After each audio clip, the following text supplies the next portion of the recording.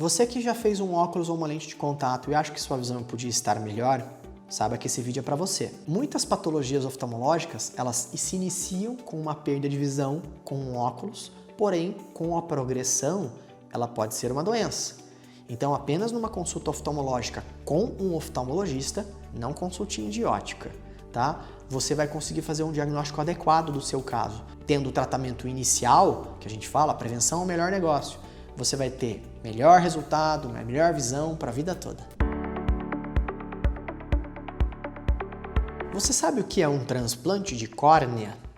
A córnea é uma estrutura do olho parecendo uma calotinha de fusca, redondinha, bem bonitinha e transparente. Muitas vezes, ou por doenças que podem alterar tanto o formato quanto a transparência dessa córnea, ou traumas, por exemplo, uma batida, um corte, um produto químico, podem causar basicamente as alterações que vão causar perda de visão, que é deformidade da córnea ou sua perda de transparência, ou as duas coisas associadas.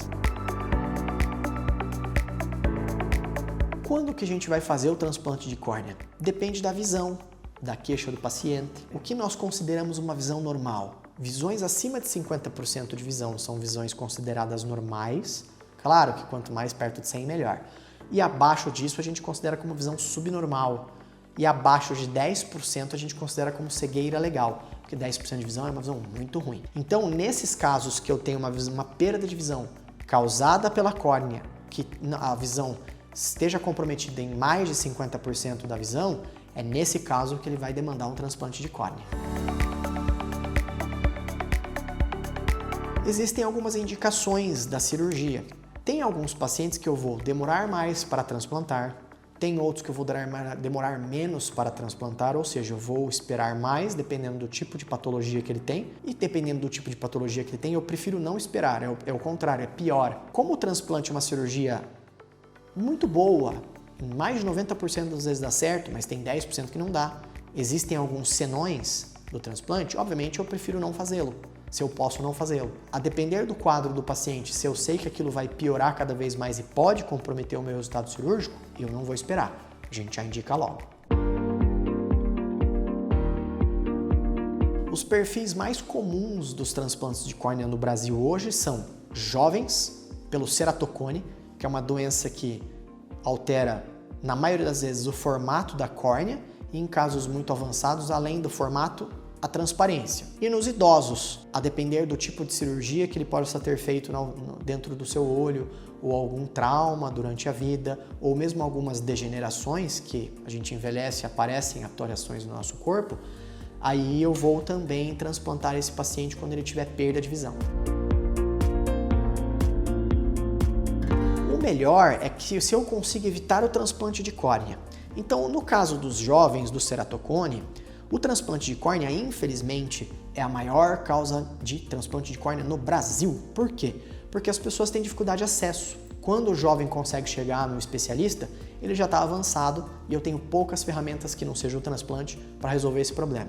Porém, hoje em dia, nós temos diversas terapias para o ceratocone que eu, em casos mais iniciais, consigo preservar a visão dessa pessoa, ou, quando ela tem uma pequena perda, eu consigo retornar essa perda.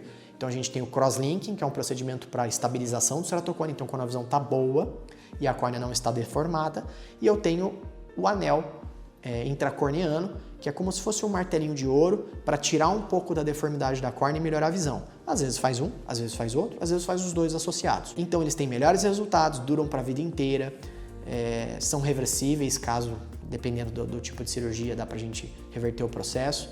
Já o transplante não, uma vez transplantado vai ser pro resto da vida transplantado. E a córnea tem uma duração, em média de 10 a 15 anos, podendo durar mais, como também podendo durar menos. E nada garantindo que numa possível próxima cirurgia a visão fique tão boa quanto estava antes. E no idoso, obviamente, também.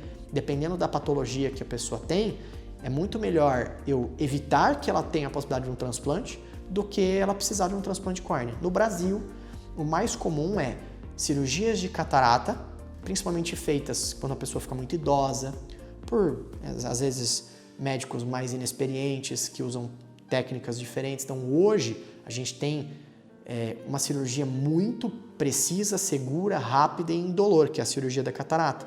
E ela é feita de forma adequada, com bons materiais, boas técnicas, enfim, com indicação precisa e de preferência mais precoce, é muito pouco provável da pessoa ter alguma descompensação da córnea ou ter algum problema por conta disso. Então é o que a gente orienta, não deixe o problema ficar grande, porque problemas grandes precisam de soluções maiores e mais custosas normalmente.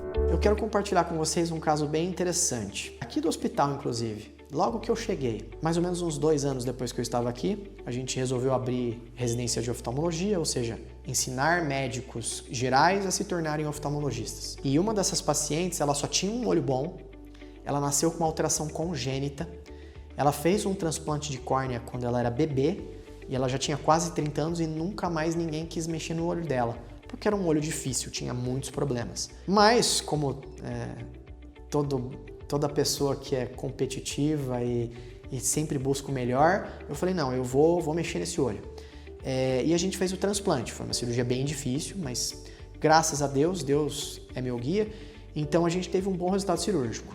No dia seguinte, quando ela tirou o tampão, o residente estava do meu lado e foi uma reação espontânea dela, porque ela veio com medo de tirar o tampão, normalmente a gente orienta a tirar em casa, e quando ela tirou o tampão, ela começou a chorar, porque ela estava com a filha do lado, com a mãe, e ela começou a chorar. O que foi?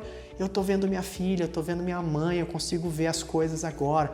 E eu lembro do residente, o Luiz Kimura, depois a gente marca ele aqui nessa publicação, ele falando assim, pô, chefe, eu até arrepiei disso daí. Então é uma sensação gostosa, sabe? Fazer o bem, ter essa utilidade é muito gratificante. Então a gente muda a vida das pessoas. A gente pode usar isso para o bem ou para o mal, mudar a vida das pessoas. Mas quando a gente opta fazer isso para o bem, é bem satisfatório, é gostoso, você vê o impacto positivo que você causa na vida das pessoas. Então é bem legal. No Brasil, infelizmente, a gente tem poucos lugares que a gente consegue fazer um transplante de córnea. Para nós fazermos um transplante de córnea, eu preciso de um banco de córneas. É um órgão vinculado ao governo do estado, junto com parceria do governo do município, junto com uma instituição privada ou pública, no qual a gente faz a captação dessa córnea num paciente, então tem que chegar, abordar a família, infelizmente, num momento de dor, fazer a abordagem dessa família de pessoas que tenham treinamento para isso. Depois a gente tem pessoas treinadas para fazer a retirada dessa córnea do paciente, fazer análise disso, colocar num potinho que tem conservação, que eu posso transplantar daqui 1, 2, 3, 4, 5 dias, diferente de outros órgãos.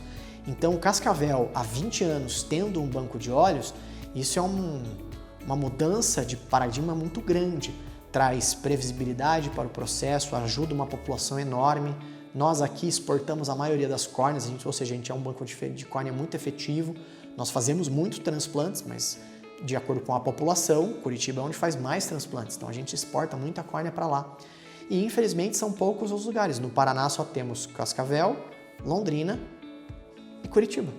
Então eu brinco, que até a minha formação em córnea, em transplante de córnea que eu fiz pela USP em São Paulo, até 2012 o estado do Rio de Janeiro estava sem nenhum banco de olhos. Aí você fala, Jesus, como é que pode um estado desse tamanho, com possibilidade financeira? Mas é porque existe toda uma burocracia, vigilância, tem uma série de regras que não é todo mundo que consegue cumpri-las. E nós conseguimos cumpri-las já há mais de 2 décadas. O jogo só acaba quando termina. Então, mesmo que você tenha sido uma pessoa egoísta, má, enfim, cada um tem a sua história de vida, ou uma pessoa que nunca se preocupou com o próximo, mesmo depois de você passar deste plano para um próximo, você pode ajudar alguém. Você pode doar suas córneas ou seus órgãos, enfim, cada um tem a sua visão de mundo, mas quando você faz a doação de órgãos, você pode salvar diversas vidas. Você pode fazer filhos voltarem a verem seus pais, pais voltarem a ver seus filhos, avós voltarem a ver seus netos, um marido ou uma esposa ver seu cônjuge, ver o mundo como ele deve ser visto, lindo, maravilhoso. Então, tenha essa consciência que por mais que a gente sempre tenha ajudado pessoas em vida, você ainda pode fazer mais. Se esse vídeo é para você, curte, compartilha, procure às vezes um banco de olhos ou algum local e seja um doador de órgãos. Isso é importante, ajuda muito, muita gente.